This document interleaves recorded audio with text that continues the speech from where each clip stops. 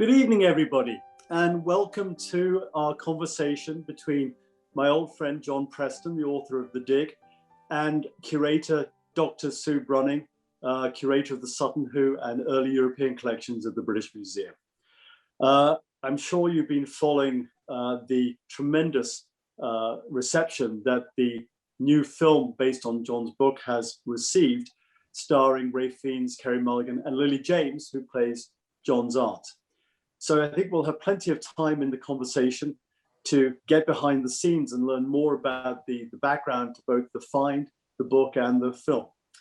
But firstly, just a couple of technical points. If you've got any issues technically, we've got a dedicated team, and just send them a message in the chat. And if for some reason you do get cut off, there will be a playback that we will send you. Secondly, there is a Q&A button, and again, there will be Q&A later. We'll talk for about half an hour, 40 minutes, and there'll be an opportunity for questions. So please do send your questions through to the moderator on the Q&A function. So I want to introduce John and Sue a bit more fully. John was the arts editor of both the Evening Standard and the Sunday Telegraph. He's written several books, many of which have been made into films or television series. A Very English Scandal about Jeremy Thorpe, which was a BAFTA-winning BBC drama starring Hugh Grant and Ben Whishaw. The Dig, which we're going to talk about, based on what is still the most important archaeological discovery ever in the United Kingdom. And more recently, a tremendous book, The Fall, The Mystery of Robert Maxwell and His Demise. Dr. Sue Brunning is responsible for the European early medieval collections at the British Museum. She was the project curator on the redevelopment of the Sutton Hoo Galleries, with which myself and my family were very involved. And 2 years ago, curated a display of a lot of the archival material that the museum still has to commemorate the 80th anniversary of the discovery. So with that, let me pass it over to Sue, and then I'll come back to you for questions later on. Sue, thank you. Good evening, everybody, and thank you for being with us tonight. So I'm going to start by talking a little bit about Sutton Hoo itself. I assume that everybody is more or less familiar with it, because that's why we're all here after all this evening. But just in case, a very quick primer for you. So Sutton Hoo, as you can see on the map here, is the site of an early medieval burial ground in Suffolk in eastern England, near the modern town of Woodbridge. In the late 6th to early 7th century, a series of burial mounds was erected here and constructed above the River Deben, and the site itself, which you can see here in this rather nice aerial view, is now managed by the National Trust. In 1939, the largest mound, known to posterity as Mound 1, which you can see marked here also on the map, was excavated and found to contain a 27-metre long ship, or rather kind of a ghost ship, because the wooden planking of the ship did not survive in the soil, and all that really remained was an imprint of the ship, studded with the original iron rivets, which you can see as kind of lumpy, well, lumps in the lines of the ship in this rather wonderful colour photograph that we have from the site. We also have a film clip, which I'll play for you now, which shows some of the work taking place actually in the ship. So who you can see there in the boiler suit and the hat is Commander Hutchison from the Science Museum, who was undertaking a survey of the ship towards the end of the excavation. And that chap with the hat and the spade is, of course, Basil Brown. And there he is again, doing his work inside the ship with his pipe. So we're very lucky to have an archive of hundreds of photographs of the excavation, both in black and white and some colour as well as that wonderful film clip too. So of course, the find was not just a ship. Inside the centre of the ship was a burial chamber, and inside the burial chamber was a frankly staggering kind of constellation of artefacts. Some of those you can see on the slide there: the great gold buckle, one of the gold and garnet shoulder clasps, the pyramidal mounts from the sword scabbard, which we'll come back to a little bit later on, and also a pair of gold and garnet buttons also from the sword scabbard, together with an artist's impression of how the funeral may have looked. We also have, of course, in the find, the iconic helmet, which of course is known to you all. So the quality, the quantity, the amount of labour that went into the burial suggests to us that what we have here is the burial of a very significant person, possibly a king of East Anglia. And as Paul mentioned, this was one of the most significant archaeological discoveries of all time anywhere in the world, certainly in the UK, and it transformed our understanding of this early medieval period in England forever. But the circumstances of that discovery on the eve of World War II were equally dramatic, and they're worthy of any book or film, which is what leads us over to you, John. So I think we'll address a bit about the extraordinary reaction that Paul alluded to a little bit later on. But first of all, I've talked about Sutton Hoo's significance, but it wasn't actually your primary motivation for writing the book, was it? So tell us how Sutton Hoo kind of first came into your life. It was an act of kind of completely fortuitous thing, I suppose. I was the television critic of the Sunday Telegraph at the time, and I'd reviewed a documentary about Lawrence of Arabia. And I'd mentioned in this review that my aunt had lived with Lawrence's then sole surviving brother towards the end of her life. And a few days later, I got a letter from this woman who said, "Oh, I read your review. I think I'm your second cousin once removed." And I sort of thought she was probably mad. So I kind of wrote back this rather hoity-toity letter saying, "Well, what makes you think that?" She wrote back an eminently reasonable letter saying, "Well, because of this and because of that." Anyway, to cut a long story short, she was my second cousin once removed. We met up. We got on very well. She was a woman then in her mid-80s. And as I was leaving, she said, kind of in passing really, "And I assume you know that your aunt found the first gold that was discovered at Sutton Hoo," which I didn't know. I mean, my aunt had died by then. I didn't know her terribly well. I would see her very occasionally, really, when I was a child. But I'd always, I suppose, had in the back of my mind that I wanted to write a buried treasure story for grown-ups. I'm not quite sure why, except it kind of would have harked back to the books I'd loved as a child, Treasure Island, Moonfleet, things like that. So I started researching it, and the more I read, the more fascinated I became. Okay, and can you tell us a little bit about that research process? How did you kind of go about discovering what you needed to know about the excavation and about the people who were involved? Did you go and visit various places, and how did that sort of come together for you? Well, the first thing I should point out is that I mean, I do know marginally more about archaeology now than I knew then, but I literally knew nothing then. I'd never been on an archaeological dig. I did grow up in this small village in Hampshire, which had a Roman villa in it. And every so often, my parents would take me along to see the Roman villa because there wasn't much else to do in the village. I always kind of fiercely resisted it. And my eyes would glaze over at the prospect. But then I started reading. There was a lot of stuff in the London Library. There's Basil's diaries in Ipswich Museum. And I was very lucky. There was a man called Martin Carver, who I'm sure you know, who was the archaeologist at Sutton, who was incredibly helpful and described for me in really very basic terms, because I couldn't understand it otherwise, how the dig took place. And I obviously went to Sutton Hoo, and I'd sort of, for some reason, expected the mounds to be enormous, like the size of Silbury Hill. So I was a bit surprised that they weren't as big. But then I kind of, there's something about the Suffolk landscape that works a very peculiar magic on you. And I'd sort of, after I'd been researching it for a few months, I thought, okay, well, I'll give it a go and see what happens.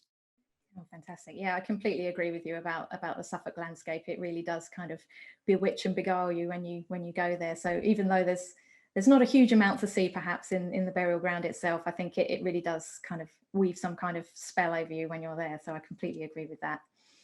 So, and moving on to the book actually getting published and coming out, what are your memories of that time, about the actual publication and how it was received? Was it something that you expected lots of people to be interested in, or did you imagine that it would have the reception that it had?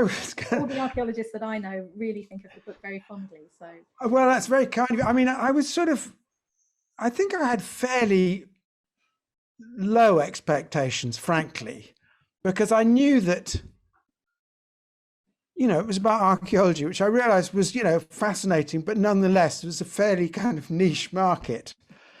And it came out and it was on the whole well reviewed, hardly kind of, flew off the shelves, but did perfectly all right. But then there was a producer called Ellie Wood who'd actually bought it when, I think possibly even before it came out, when it was still in proof. And she would say, "Oh, I'm sure this, I think there's a material for a really good film here." Where I would say, I can't remember, I just thought it or said it to her face that, she was kind of mad really. But, nonetheless, I was very happy to go along with it. And then sort of, years went by and nothing happened. And I began to lose faith, but, she kind of stuck with it. Fantastic. Well, that leads us to seg quite nicely into talking about that process, about the adaptation into the film. So I think before we talk about that, we do have the trailer for everybody to watch. So perhaps we can have a look at that. Should we take a look at them then? Right. Things like this are usually done through museums. Yes, but with the war coming, they couldn't embark upon any new ventures. Well, I've been on digs since I was old enough to hold a trowel. My father taught me. What are they? We're standing in someone's graveyard, I reckon. Viking? Oh, maybe older. Mr. Brown is an archaeologist. Well, I'm an excavator. You've come to dig up the mounds. So you think there's something beneath? Who are those men? They're from the museum. Ye gods! Mrs. Pretty, I think you'd better come and see. Why would anyone want to bury a ship? I'd expect this is a grave of a warrior or a king. But there's more. There's much more. War's looming. All hands are on deck to excavate before hostilities begin. The Dark Ages are no longer dark. Everyone's going to want a piece, and this is your find. Why else will you be playing around in the dirt while the rest of the country prepares for war? That means something, doesn't it?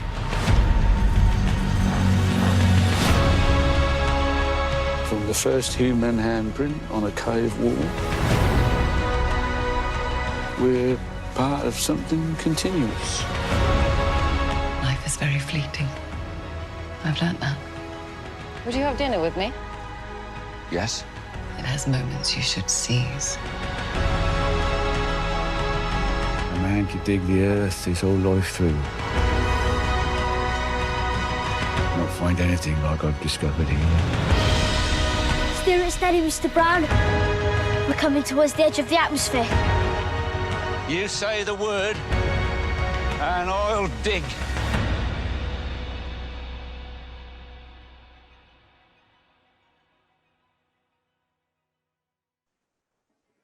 Well, there we go. The trailer that I think everybody's very excited about seeing the film if they haven't seen it already. But if we take a look now at the film poster, there we go. And as Paul mentioned earlier, you've obviously seen your work adapted for the screen before with A Very English Scandal.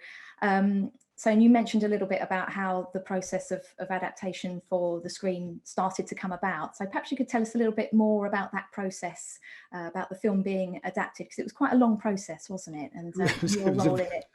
Yeah, it was a very long process. It was like, I think it was about 15 years. Moira Buffini wrote the screenplay and I thought did a fantastic job. I know a lot of people have horror stories about having their novels adapted and everything. I've been incredibly lucky because Russell T Davies did A Very English Scandal and Moira did The Dig. And I couldn't have been a happier experience in both cases. I mean, I think that you've got to be prepared to, you're handing something over to someone else. You can't be too protective of it. It's their baby from this point on. And it's pretty much up to them to decide what they do. And Moira was great. And, we would have conversations about it. But but I didn't want to breathe down her neck. I felt it was very important that she should create something that was her own, rather than feeling that she was sort of servicing this text, if that makes sense. I see. And did you find that there was very much that was changed or left out? And was there anything that you sort of felt was quite different to your own imagining of the story? Well, essentially, when I wrote it, I tried to stick as much as possible to what had happened. I mean, in terms of what happened when, as you know, Basil actually started digging in 1938, essentially didn't find anything, came back in 39. So I kind of squeezed that. And then I created this character called Rory Lomax because the book has three narrators. There's Mrs. Pretty, Basil, and Peggy. And I wanted pretty much from the word go, all three of them to be within touching distance of something that was going to give them a sense of fulfillment and completion. And Mrs. Pretty wants a sense of communion with her late husband. Basil wants the respect of his peers, and Peggy wants love. So I needed to create one extra character for that to happen. In the book, the love affair is unconsummated, and it is consummated in the film, but it's very, I think it's very kind of discreetly done, and I never felt that the book was being, as it were, pulled out of shape. Mm-hmm. I see. And you mentioned obviously Peggy being one of the narrators in the book, and so perhaps we can have a little look at Peggy herself in the film, and here's Lily James, who was cast as Peggy Pickett, obviously in the film. And so, did you meet up with Lily James and talk to her a bit about Peggy? What kind of insights did you manage to share with her? Yes, I think, as far as I remember, to begin with, I met Ralph Fiennes and Carey Mulligan for lunch in a restaurant, and I couldn't work out when Ralph Fiennes turned up that he was speaking in a broad Suffolk accent. It only rather belatedly dawned on me that he was already in character. And then I met Lily James, who'd already done quite a lot of research about my aunt, and we talked about that. And my children, aged 14 and 12, who'd been actually quite sort of indifferent about the film being made and everything like that, suddenly got, galvanized with excitement when they learned that Lily James was going to be in it. So, and that they went on the set and they met her, and that was all fine. And so, yes, I did, again, I felt the same as I did with Moira, that you've got to hang back, really. I mean, you're there if they need to ask your advice.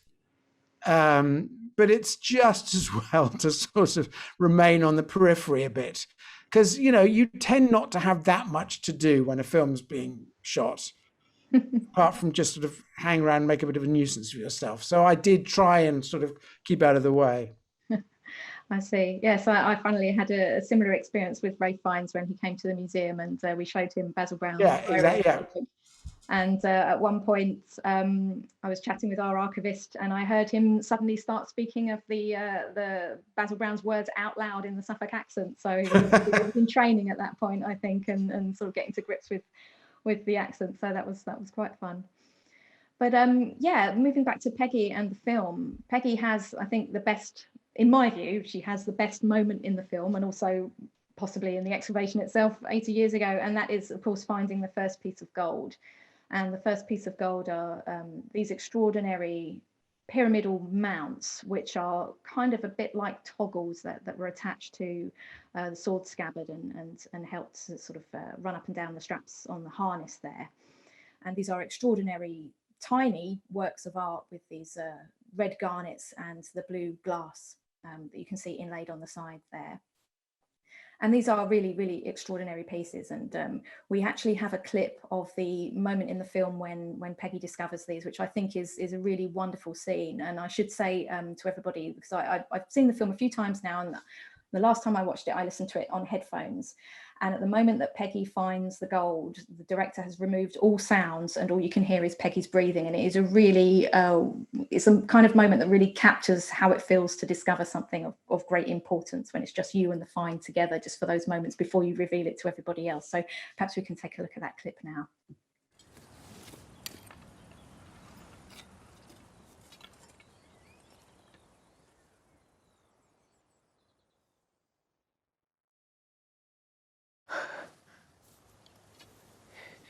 Don't move.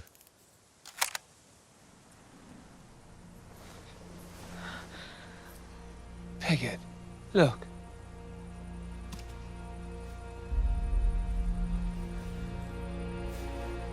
Where did you find him, darling? You clever girl. Phillips! Look at this. Look. Oh, good Lord. His face. Phillips. This is pretty. And here too. But there's more. There's much more.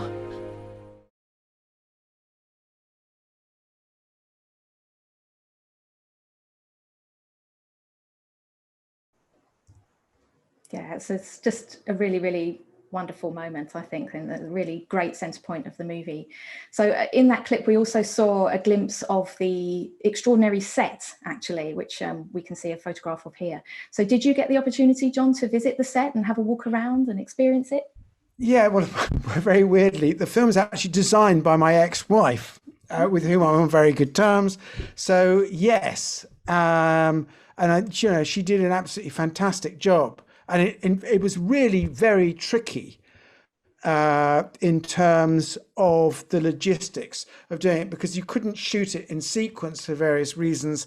So they ended up, they created the mounds, then they kind of excavated the mounds and they put the ship in, then they filled the mound in again, and then they had to shoot it from different angles. So in some shots, you could see the excavation, in others that you couldn't. So yes, and I mean, they really did take extraordinary care to try and make it, as lifelike as possible. And as you say, it's complicated by the fact that the ship itself wasn't there. I mean, it was a ghost ship. So you have something that's almost like a sort of photographic negative etched onto the soil. And I think it does have something of that kind of ghostly feel about it, actually. Yeah, I completely agree. I mean, I also got the chance to visit the set, and I was completely staggered by what I saw. It was like I had been transported back to 1939, and I was just so impressed by everything that I'd seen. And the art department came to the museum and visited and the archives and looked at the photographs, and I was just so overwhelmed really to see the amount of work that had gone into recreating everything in such detail. So yeah, it really is it's a kind of star of the film in its own right, I think. The excavation itself, so it's a really, really great job. But moving on now a little bit to talk about the reaction to the film, which has been, incredible, I think, for all of us that have had some kind of role in it. There's almost been a kind of double reaction. There was first a reaction to the film, and then there was a reaction to the film, which was quite interesting to experience. So just to sort of summarise briefly from my point of view and the British Museum's point of view, I mean, I certainly have never experienced anything like it. I wrote a blog for the museum's website, which was viewed 35,000 times in the first 3 days. And just to give you a bit of context, it said that 5,000 views of a British Museum blog over about 3 months is considered to be a success. So that was by far and away above everything that we've had before. And it even caused a temporary crash to the website. We've seen our website visits go up by over 100%. I did a video about the helmet, a curator's corner about the helmet, which had 830,000 views in less than a month. And ever since then, we've just been inundated with inquiries, press inquiries, public inquiries, Twitter inquiries, which has been amazing. So that's kind of the British Museum side of the reaction. But what about for you, John? How were you surprised by the reaction, and how has it sort of manifested for you? Stunned, I think would be probably a better way of putting it. I mean, Yeah, I mean, I am still stunned. Of course, there's always a tiny, if you're a writer, you kind of have those 3 a.m. moments where you're kind of lying there in a state of raging insomnia, and you find yourself fantasizing in this rather pitiful way about, what would happen if the film was a huge success. And then you wake up in the morning and think, oh, that'd be absurd, that's crazy. But, it really was like that. And one of the things that's strange is that it was supposed to be coming out in cinemas in the middle of January, and obviously couldn't because of lockdown. And I thought to begin with, oh no, we've waited 15 years to get this film. It's made, and it's not going to be seen in cinemas. But in an odd sort of way, I think the timing has worked in its favor because, as you said, one of the things that fascinated me about the story was, as indeed my aunt says, if you go to Sutton Hoo, you can sort of pick up an old Bakelite phone and hear her voice saying that, it was extraordinary to find the remains of this lost civilization at a time when their own civilization stood on the brink of annihilation. And there's some echo of that now, obviously, with the pandemic and what a dark shadow that's cast over everyone's lives. And possibly people have found some consolation in the notion that, as Basil says in the film, there is a kind of chain of continuity that does go back to our most distant ancestors. And so, we do leave something behind. And yes, I hope that did speak to people. Yes, I think it did. I think it did for me as well, from a personal point of view. I mean, I think sometimes it's difficult, isn't it, when you're so close to something, to sort of step back and kind of evaluate it for what it is. But I found it incredibly moving for all sorts of reasons. But I think you're right. I think, a shame as it is that it hasn't been available on the big screen at the moment, although hopefully maybe one day we'll get the opportunity. I do think there's something about the atmosphere at the moment, and the fact that people are kind of at home and they might be looking around for things to watch that they might not ordinarily watch, a topic that they might not ordinarily think is something for them. And I think that's also helped it to garner a wider audience, which I think is delightful for all of us. And I hope that when we're all allowed to go out and do nice things again, and the museum is able to reopen, that those people will be able to come and see the things for themselves, and equally go up to Sutton Hoo and have those kinds of experiences, I think, that have clearly inspired you and obviously inspired me as well, and visit the site and learn more about what's behind the film. So actually moving on to what's behind the film, I thought we'd for the last sort of, we're running on into the Q&A time at the moment, but hopefully people won't mind. I think we'll keep going for a bit longer before we open the Q&A, to look a little bit at the story behind the film and the book, and the individuals at Sutton Hoo who were excavating, the real individuals at Sutton Hoo, share some photographs of those, and then to look a little bit more closely at the finds. So obviously, where else can we start really but with Peggy herself? Here she is in the middle. And I think there've been some comments in press and social media that in the movie she's played by Lily James, and she's perhaps slightly more glamorous than Peggy here in her boiler suit in the mud is looking. But I happen to think that she actually cuts quite a groovy figure in the boiler suit with the pixie haircut there. She certainly wouldn't look out of place on Shoreditch High Street, I don't think, in that get up there. But Peggy came to Sutton Hoo as an experienced and a published archaeologist, having worked mainly on Bronze Age and Iron Age sites. And she directed her first dig at the age of 25 at Latch Farm in Hampshire, a couple of years before Sutton Hoo. But there is one of my most favourite photographs from the excavation is actually a photograph featuring Peggy. That's her on the right-hand side of this photograph here. And she is, you might just be able to make out, she is very delicately and reverently cleaning the great gold buckle, which is of course one of the most famous, perhaps second only to the helmet, iconic finds from the burial. And I think that photograph just really captures the excitement and the experience of excavating that burial, because you can see everybody kind of gathering around and just completely entranced by what's going on. And I think that's a really, really wonderful photograph and a nice tribute to Peggy there. But moving on to another character that we see obviously in the film, and that's Charles Phillips. And in the film, he's kind of presented, I think, as it's sort of, we're left to assume that he works for the British Museum, but in actual fact, he didn't work for the museum. He worked for, well, he was an archaeologist at Cambridge, at Selwyn College in Cambridge. So there's a slight difference there. And in the film, he's kind of the closest we come, I think, to having a villain of the piece. He's the sort of the person that comes in and takes over everything. And it kind of, you know, it did happen that there was a change of personnel looking after the burial.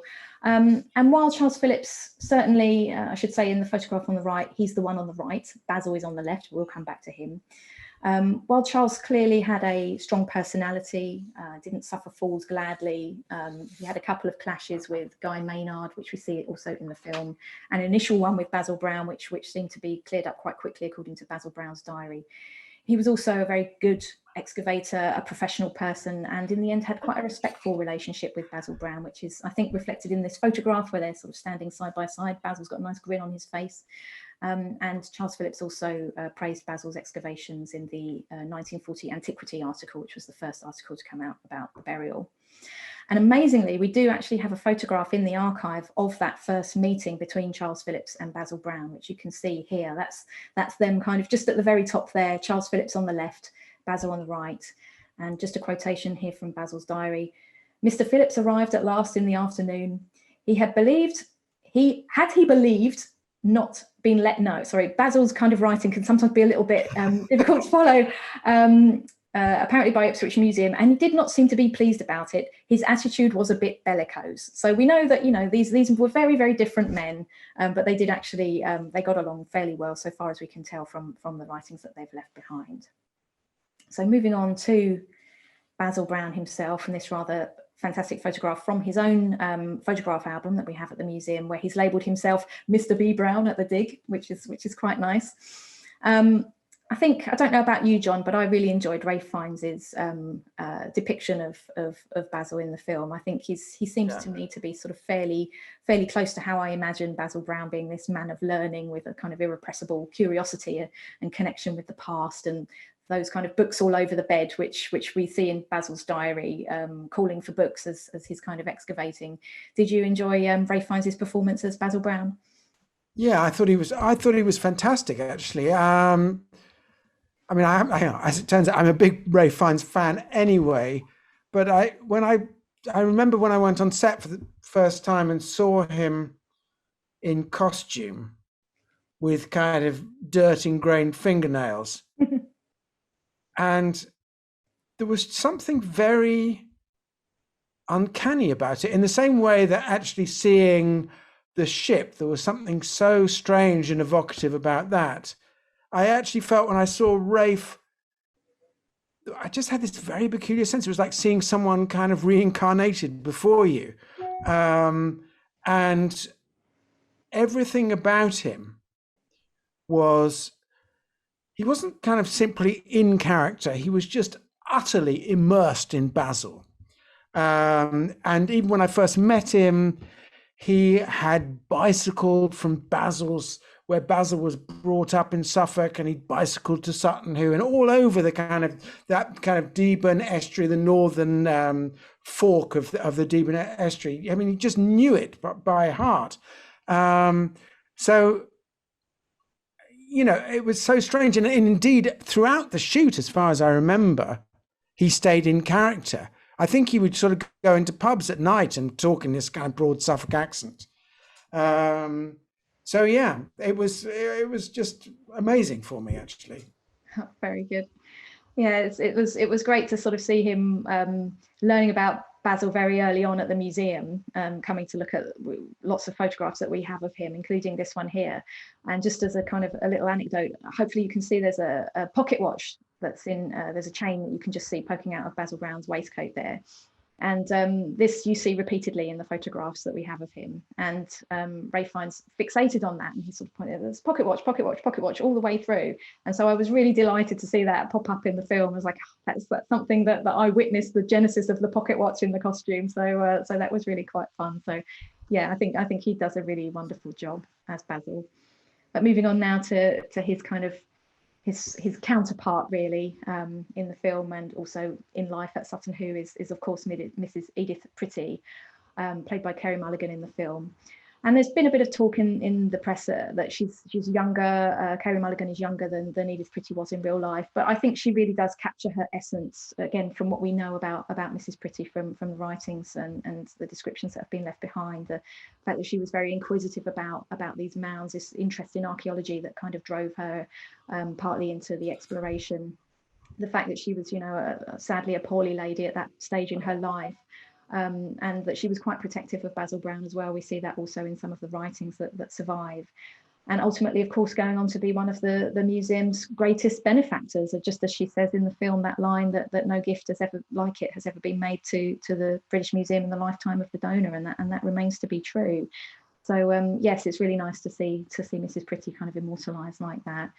And if I may just briefly indulge in a kind of personal comment about Mrs. Pretty, because it is really the gift that kind of changed my life as well. In 2019, it was the 80th anniversary of the discovery of the Sutton Hoo ship burial, and circumstances obviously took me to the National Trust on a couple of occasions. And on one of those occasions, I was able to visit Mrs. Pretty's grave, which is at All Saints in Sutton, just down the road, and laid some flowers for her.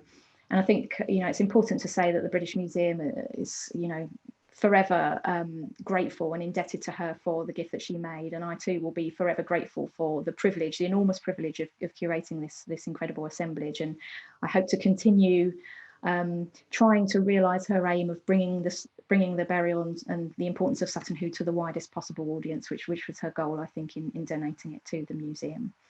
So with that kind of comment, I think perhaps now I'll just move on briefly in the last few minutes before we open up to a Q&A, just to talk a little bit about the wider significance of the Sutton Hoo ship burial and look at some of the artefacts briefly in close up, just to sort of underline the wonderful discovery that's memorialised in John's book and now in the film as well. So I've just selected basically a few objects that I think illustrate the importance of the site most clearly. So first of all, we have these shoulder clasps, and I picked these first because these are the ones that did it for me when I was an undergraduate. I came to the museum, I looked at these, and these were the things that, you know, it was the lightning bolt, you know, through the brain moment, and I just had to specialise in this type of archaeology from then on. You can see that they're made of gold, obviously, and they're inlaid with red garnets and blue glass as well. And the imagery that you can see, hopefully on there, is very intricate, is a pair of boars at the top with the curved ends and serpents running around those sort of rectangular edges. And the skill involved in making this cloisonné metalwork, which is a very high status metalwork of this period, is really, you know, quite staggering. Each one of those garnets is less than 1 millimetre thick. Each one is laid onto a ridged gold foil, which is kind of has the effect of reflecting the light back through the garnet. The best description I've heard is as a bike reflector, you know, the type of light that kind of glistens and glitters on a bike reflector. It's sort of intended to have that kind of effect. So each one of those garnets has one of those foils underneath. And the pins as well are very delicate pins, decorated with filigree. We have actually a short video clip in close-ups that you can hopefully admire the workmanship that's gone into these clasps. You can just about see the foils underneath each one of those garnets also in this video clip. It's really quite staggering. And each one of those garnets also, based on chemical analysis and scientific research, has probably come from somewhere like India or Sri Lanka. So really reflecting those long distance contacts that the world is, this part of the world is enjoying at this time. And that leads me on to my next choice, which is the so-called Anastasius platter, which is an enormous silver platter that's come all the way from Constantinople, so modern day Istanbul. And we know that because on the back there's a mark, which is we call a control stamp, but it's a little bit similar to a modern hallmark in a way. And that tells us that this platter was made in Constantinople during the reign of the Byzantine Emperor Anastasius, hence the Anastasius platter. And that platter has taken about 100 years or so to work its way from the Byzantine Empire all the way to Suffolk, which is a long trip. And we shouldn't imagine really that this has come on a ship and been traded. It's probably being passed from hand to hand as a gift between rulers at the highest level, and eventually finding its way to whoever it was that was buried at Sutton Hoo. And it would have been a very exotic thing to have then. This is not the type of thing that people have in England at this time. So it's an incredibly exotic, faraway piece of metalwork. And talking a little bit about connections, we go from silver to kind of black lumps, but stay with me, these are really, really interesting black lumps. These are actually pieces of bitumen, which were originally identified when the burial was excavated and researched as potentially being some kind of tar that was used to waterproof the ship. But actually just a few years ago, scientists, including one of my colleagues, Rebecca Stacey at the museum, re-identified these as pieces of bitumen that had come all the way from Syria. The sort of chemical fossils that are inside them enabled them to kind of provenance it all the way back to there. So this is again showing these amazing international connections, and ancient bitumen is actually very rare to discover in Britain, and this is the first set of bitumen or finds of bitumen in this country that have been traced to the Middle East from this period as well. So it shows that we're still learning about the burial as well when we revisit it using different methods and technologies.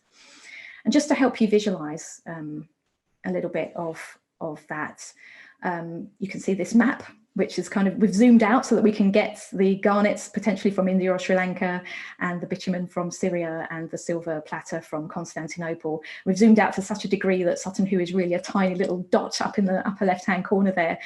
But that really does help you to see, I think, the length of those connections that we have in this part of the world at that time. You know, they really did have connections to much of the world as they knew it then, and shows you that, you know, we've never been isolated here in this position. We've always been part of that wider world. And we saw it earlier with Peggy Piggott, gently wiping the dirt away from it. This is that great gold buckle, which is, you know, one of the most spectacular discoveries really that we have from the period. And this really is an interesting find that illustrates the complex cosmology or sort of belief systems, ways of looking at the world. It shows how complex, how visually literate, and actually how spiritually flexible and experimental perhaps the people were at this time. Because we're looking at the period of conversion when the Sutton Hoo ship burial goes into the ground. We're right at that point where there's a transition between the traditional ways, the traditional pre-Christian ways, and Christianity, which is spreading throughout England again at this time. And this raises the perennial question that often comes up about Sutton Hoo, which is it a Christian burial or is it not? Is it a pre-Christian burial?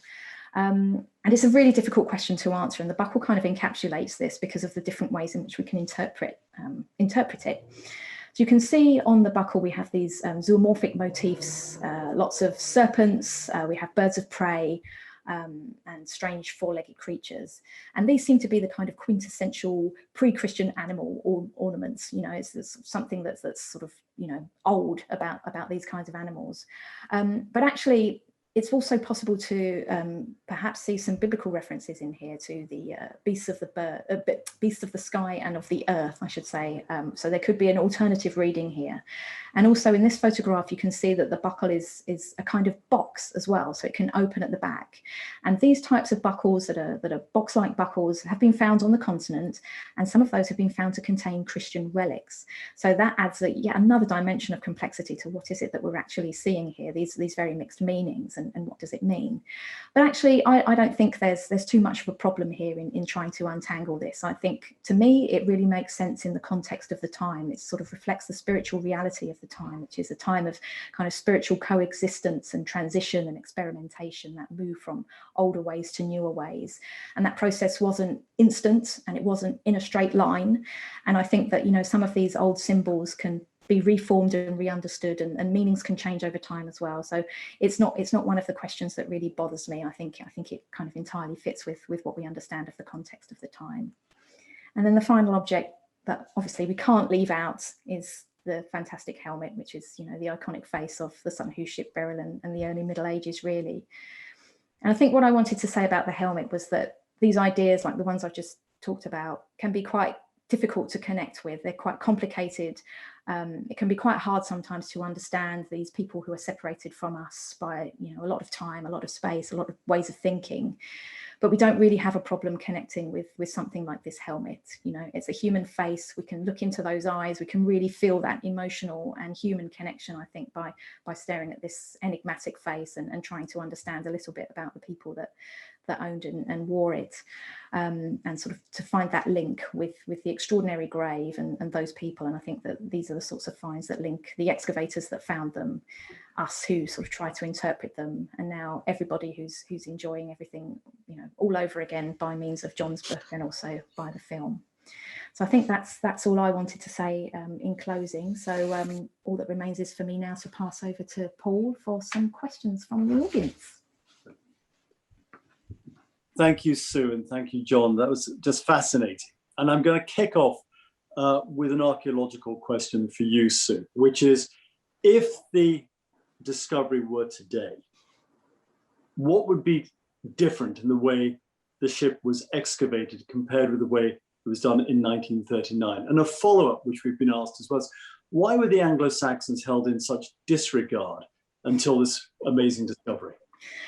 Oh, well, I think, yeah, to take the first question about the archaeology. I mean, obviously we have lots of different techniques available to us now that were just not simply available then, particularly scientific techniques. So there may have been ways of excavating parts of investigating the burial before it was even excavated. I mean, I think we mentioned a bit earlier about Basil Brown was actually on site in 1938 and did some excavation of the mounds, and they found that they'd been looted and everything. So, but didn't realise what he was going to find in Mound 1. And so I think, you know, there are certain ways that we can investigate without even putting a spade into the ground these days. But I think it still would have been necessary to excavate everything.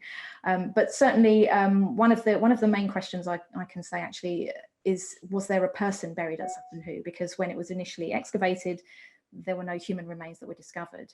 But it's those kinds of scientific techniques of investigating soil, which the phosphorus was found eventually to indicate possibly a human person buried in the grave. Those kinds of scientific techniques could just reveal a little bit more about what was actually in the burial, things that you can't see with your own eyes, and you know, sieving and scientific analysis of smaller things like I mean, they did actually excavate and analyze some of the plants and flowers, and there's actually a little kind of ladybird beetle that was discovered. So those kinds of tiny things that might be missed, I think, are things that we're more likely to find today. So I think we could just probably draw more information than was possible in the first place, and perhaps in a slightly more scientific way. But moving on to to the kind of transformation of our understanding of the period, I think it's really because Sutton Hoo kind of was a sudden flood of information about this period that we didn't really have before. So we had glimpses of the types of metalwork and the riches that were discovered at Sutton Hoo beforehand from sites like Taplow, for example, which is another one of these very high status burials that we have in the collections at the British Museum. But that nothing like Sutton Hoo had ever been discovered before. And it was really just, like I say, just a flood of information about all sorts of things about the types of technical and artistic skill that was capable of at the time, those international connections that I mentioned, those very complex belief systems, you know, all of this flood of information where we'd really only had snippets of before, suddenly was available to us thanks to Sutton Hoo. And it showed to us that those descriptions that we have in the sources, things like Bede that describe these great feasting halls, and in Beowulf as well, similar things, you know, warriors in glittering war gear and these huge feasting halls where these gigantic feasts take place, and they sing songs about you know, the past and about heroic events. You know, those things previously were kind of thought to be perhaps, exaggerations or poetic license. But Sutton Hoo actually arrived to show us that those things were a reality, at least for some parts of society, those elite parts of society. And so it really was kind of, just a sort of a big flood of information, like I say, that really just transformed everything more or less, overnight. Thank you. And of course, we've had the recent Staffordshire hoard found as well, which are there many similarities in terms of techniques and styles of the Staffordshire hoard and the Sutton Hoo finds? Yes, so the Staffordshire hoard has been published now, and I've been going through that publication myself. And yes, there are lots of similarities in the metalwork that have been found as part of the Staffordshire hoard by comparison with what's found at Sutton Hoo. So there appears to be some kind of East Anglian connection there, and there's been some identification of various workshop techniques that's enabled perhaps pieces from the Staffordshire hoard and Sutton Hoo to be linked up possibly to the same workshop.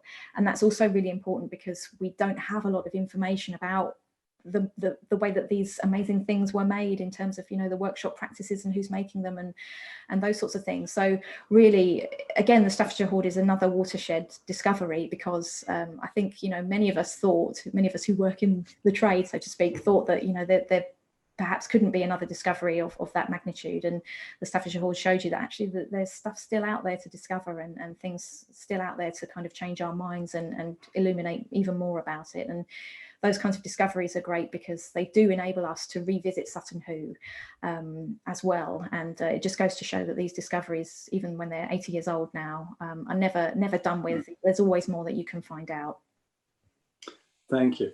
And John, we've been asked whether there was anything that you felt that the film left out from the book. Was there anything that you would have liked to add added? It's a very difficult question. I'm just trying to think. Nothing that particularly comes to mind.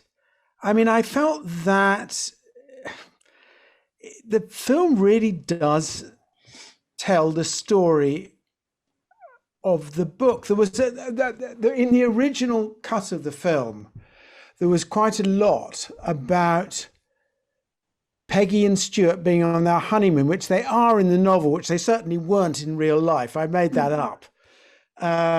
So you see them. There was a scene shot in Cromer in Norfolk, and they're on their honeymoon in Stainsborough or the Grotty Hotel, and they get the summons to come to Sutton Hoo from Charles Phillips. And actually, the film worked much better without that kind of backstory being, as it were, quite so prominent. No, I don't think so, actually. I mean, I felt that the film does have the same kind of tonal quality or as the book. I'm not sure I can characterize what that tonal quality is, but I felt that, somehow it captured it. And so I suppose the answer to that is no. I can probably think, I'm bound to think of something I wish they'd put in as soon as we've finished tonight, but no, on the whole, not actually. And somebody wondered whether all the motorbike scene was a nod to the T.E. Lawrence connection. That was my distant nod to the T.E. Lawrence connection when I put it in, yes. And in the book, you find out that Rory has died in the end, and you don't find that out in the film. But the film still has a similarly sort of elegiac feel to it. No, it's sort of very interesting. Also, people are curious whether you think this will stimulate an interest in archaeology. Obviously, archaeology has been viewed as quite a dry subject, I think, by most people. But this is exciting stuff. As you said, it's treasure hunting. Well, I would be thrilled if it did. I mean, absolutely thrilled if it did. And as Sue was saying, all this interest and everything's fantastic to me. Because, of course, yes, you can say archaeology is a dry subject, but it's also an intensely romantic subject. And there's, I remember when I was writing the book, there's something curiously similar about the process of archaeology to writing a novel, which is, as an archaeologist, you're brushing away and with luck revealing something. And you kind of do the same with character in a novel, that you hope that you are exposing more of people's, as it were, core by revealing what they do. So there's, there is a certain overlap there. But yeah, of course, I would be absolutely thrilled if people come in their hordes to the British Museum, and indeed to Sutton Hoo. And I guess one final question for you, John. Do you feel very protective about the story? Yes, I feel, I've certainly, of all the books I've done, not that many of them, I feel this is a book that's really special to me. Partly because of the family connection, but partly I felt when I was writing it that there was something really magical about it, that there was something magical about the original story, and there was something magical about the process of trying to bring it back to life.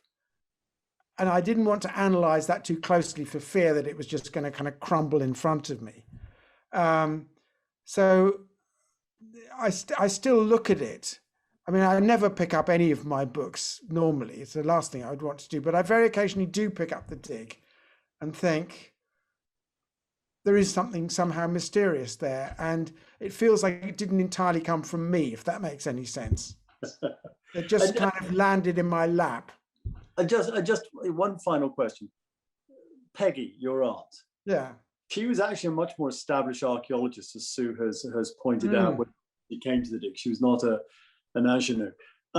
What did she go on to? What other big work did she go on to do after Sutton Hoo? She did a lot of work in Sicily and wrote a guide to archaeological sites in Sicily. She wrote the definitive 2-volume study of Roman beads, and she gave a lot of her collection to Devizes Museum. And indeed, when she died, she left money that enabled, I think it might have still been the Ministry of Works, I'm not sure, to buy the land around Silbury Hill to make sure that that was never going to be, well, I don't think anyone was going to build a housing estate on it, but it meant that it was, going to stay in pristine condition. Right. Well, it's amazing. Well, I want to thank you both, Sue and John, for that sort of fascinating hour. I mean, it's an incredible story, and I think you've shown how exciting it was. For those who haven't yet heard, The Dig is on Netflix. It's streaming now. If you're interested in buying the book, we're very happy to send you a link, help John's sales. But most of all, I wanted to thank all of you members and supporters of the British Museum for hooking up tonight and listening to this story. We very much value your support. And we're all looking forward to when the museum reopens, which I hope may be in April, when we can see these amazing artifacts again. So with that, thank you very much indeed, and good night. Should we take a look at them then? Right. Things like this are usually done through museums. Yes, but with the war coming, they couldn't embark upon any new ventures. Well, I've been on digs since I was old enough to hold a trowel. My father taught me. What are they? We're standing in someone's graveyard, I reckon. Viking? Oh, maybe older. Mr. Brown is an archaeologist. Well, I'm an excavator. You've come to dig up the mounds. So you think there's something beneath? Who are those men? They're from the museum. Ye gods! Mrs. Pretty, I think you'd better come and see. Why would anyone want to bury a ship? I'd expect this is a grave of a warrior or a king. But there's more. There's much more. War's looming. All hands are on deck to excavate before hostilities begin. The Dark Ages are no longer dark. Everyone's going to want a piece, and this is your find. Why else will you be playing around in the dirt while the rest of the country prepares for war? That means something, doesn't it?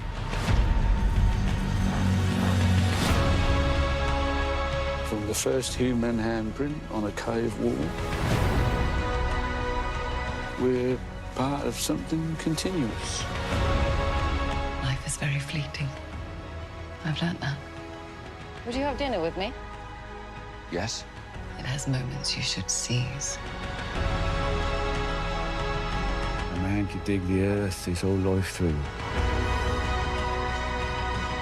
Not find anything like I've discovered here. Steer it steady, Mr. Brown. We're coming towards the edge of the atmosphere. You say the word, and I'll dig.